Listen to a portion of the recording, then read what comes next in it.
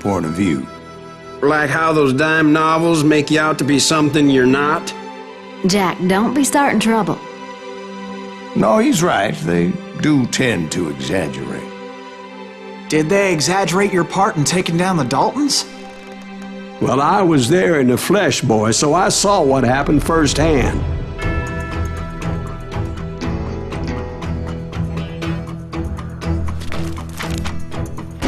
Those Daltons were lawmen once, before they all went bad, robbing banks and trains clear across the territory. Until Coffeeville, of course. I was one of the citizens who took up arms that day. Fighting on the side of the right? I did my best, sir. We all did.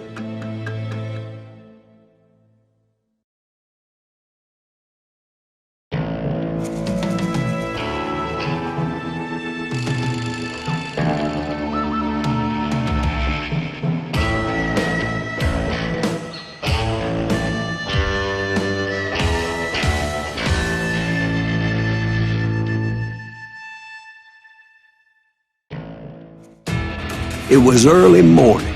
One of my friends was a local gunsmith, and he handed out firearms to anybody who'd take one. You see, the Daltons got it in their heads to rob 2 banks at the same time. 2 banks on the same damn street. The story was Bob Dalton's girl was always writing him about how he had no ambition. Oh, you're nobody next to Jesse James, she'd say. Finally, the bastard took his brothers to Coffeeville just to shut her up. Right. It's always the woman's fault.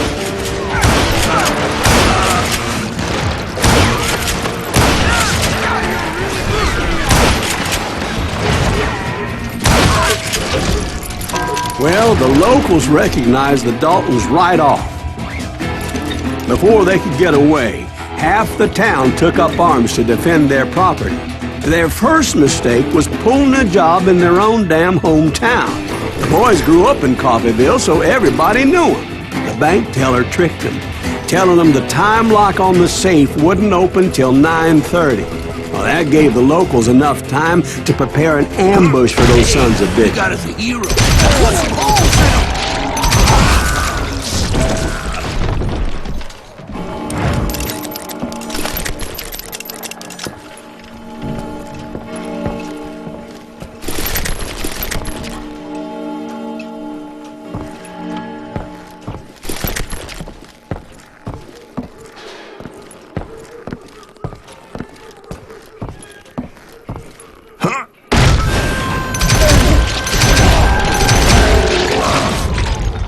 The brothers paid dearly for their stupidity, but everybody knows they had it coming. There's more to it than that. I read all about that day, so I know for a fact that it went down very differently. First of all, it was high noon. A posse of U.S. deputy marshals were on the rooftop across the street. Get ready, boys. They're gonna make a move. The lawmen had been tracking the Daltons for months, and now they finally had them dead to rights. Among them was a bounty hunter feared by many a lawbreaker. This man had no intention of letting the Daltons slip away. The marshals tried to get the Daltons to surrender. They'll give up eventually. We just gotta wait to see. This bounty hunter knew that the brothers were far too proud to ever lay down their guns.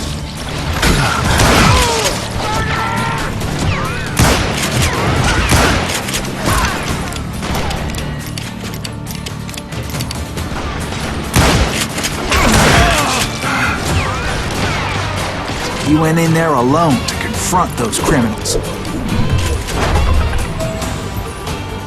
One of the marshals shouted, "Where are you going? Are you crazy?" Hey, where do you think you're going, dumbass?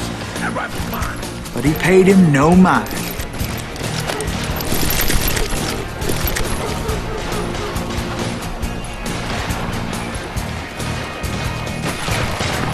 He saw a way to get around to the back of the bank.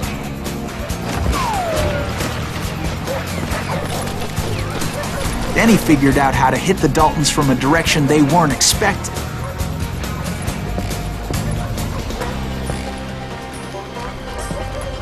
From above. Fortunately, a water tower was right there. A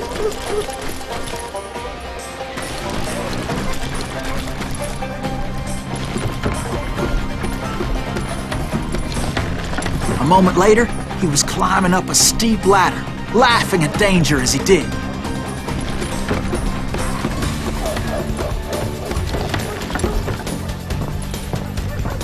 It's brave men like him who risk their lives to tame this wild country.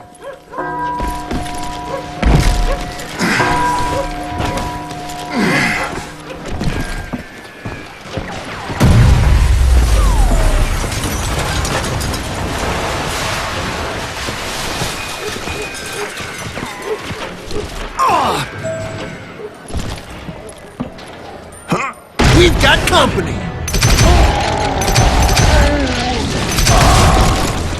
Heroic men like him, who did what other men couldn't or wouldn't to make this country free. Like Jim Bowie and Davy Crockett, who died defending the Alamo. Is that Silas Greaves? Son of a bitch!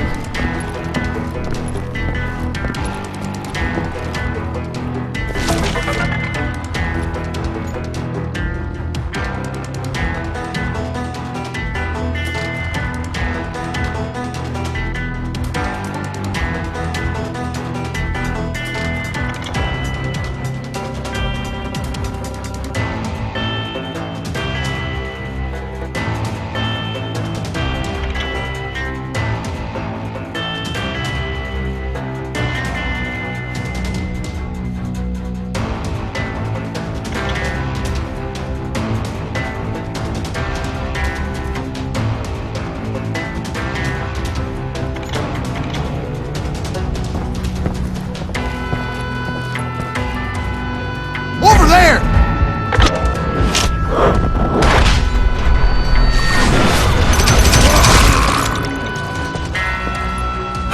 That's Silas Greaves! What the hell? Blam! Blam! He came away victorious, taking down those thieving Daltons.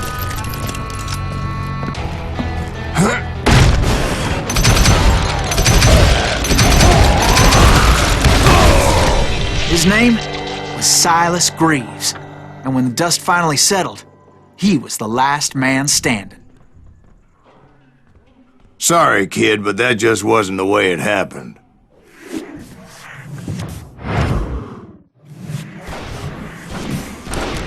It was early evening, not high noon.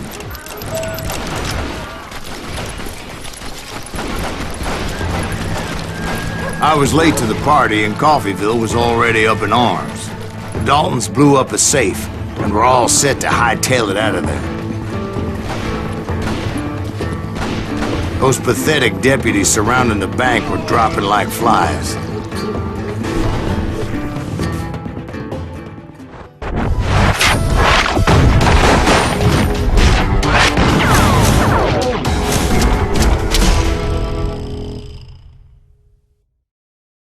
I had been tracking those jokers for months, waiting for them to do something reckless. Blame you! And finally, they did. Those stupid bastards decided to rob two banks at the same time in the same town where everybody knew them. But they still had friends in Coffeyville.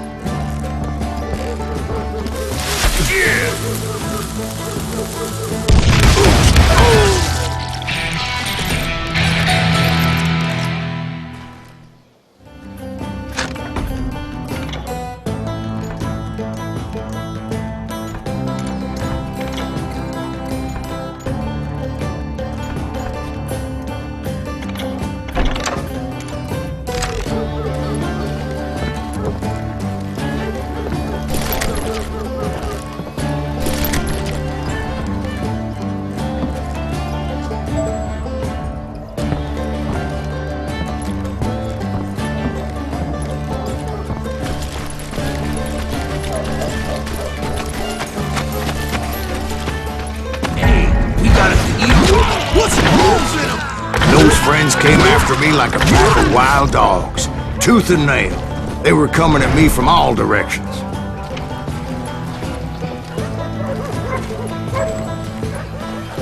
I caught sight of the Daltons running with the money and didn't want to lose them. The problem was, they knew the town better than I did.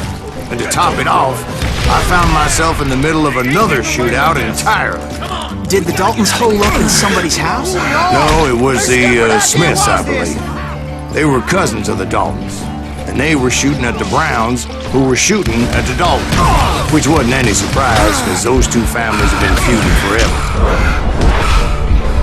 And since the Joneses are related to the Browns, they shot at the Smiths, pissing off the Heimhoffers, whose daughter recently married a Smith. Well, bullets were flying every which way as all the old feuds in Kansas caught fire all at once. There was a hell of a lot of pissed off people in Coffeyville that day. But that's just the way life is sometimes. Shit happens.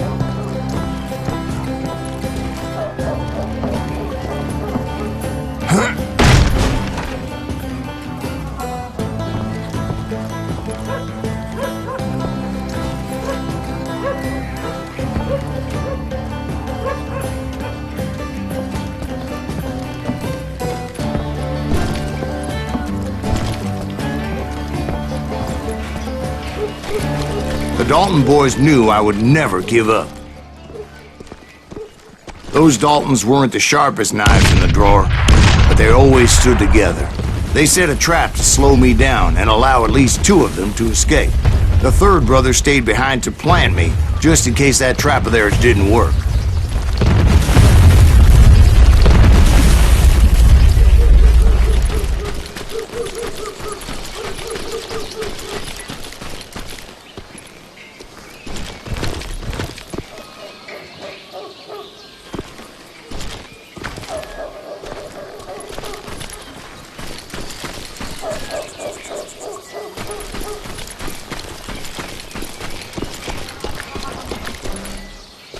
It was Emmett, the youngest, and he decided to stand his ground and face me down. I ain't afraid of you, Silas Reeves. This is where it ends for you.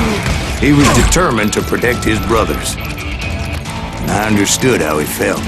Taking me on all by his lonesome wasn't exactly a recipe for a long life.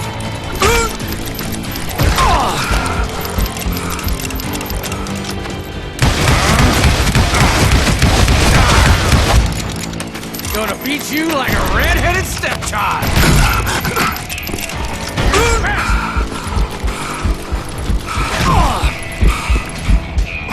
I'm gonna plant you where you stand.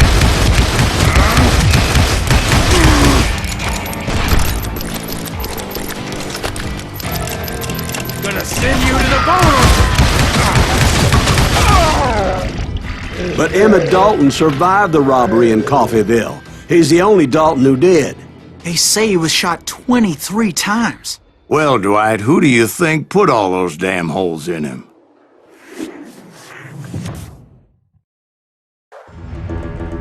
But I have to admit, That boy had grit.